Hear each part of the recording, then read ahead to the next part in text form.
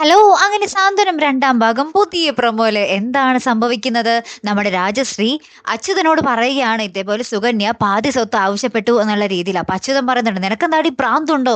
അത് നടത്തി കൊടുത്താല് ഇവിടത്തെ പകുതി സ്വത്ത് അവൾക്ക് കൊടുക്കാന്ന് പറഞ്ഞാൽ അത് എവിടത്തെ ഏർപ്പാടാണ്?" എന്നൊക്കെ ഇങ്ങനെ പറയുന്നുണ്ട്. അപ്പൊ രാജശ്രീ പറയുന്നുണ്ട്, "എന്റെ ഏട്ടാ അങ്ങനെയൊന്നും അല്ല. അത് എല്ലാം കൂടി കൊടുക്കാനല്ല ഞാൻ ഉദ്ദേശിച്ചത്. കൊടുക്കുന്ന പോലെ നമുക്ക് അഭിനയിക്കാലോ, അവളെ ചതിക്കാലോ എന്നാ ഞാൻ പറഞ്ഞേ" എന്ന് നമ്മുടെ രാജശ്രീ പറയുന്നുണ്ടേ.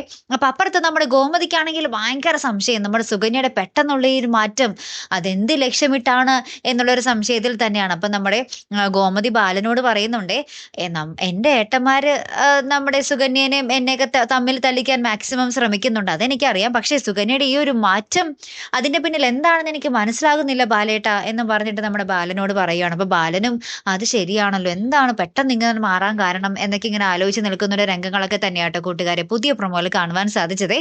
കാത്തിരുന്ന് തന്നെ കാണാം. അപ്പൊ അടുത്തൊരു വീഡിയോയുമായി വരുന്നത് വരയ്ക്കും ഗുഡ് ബൈ.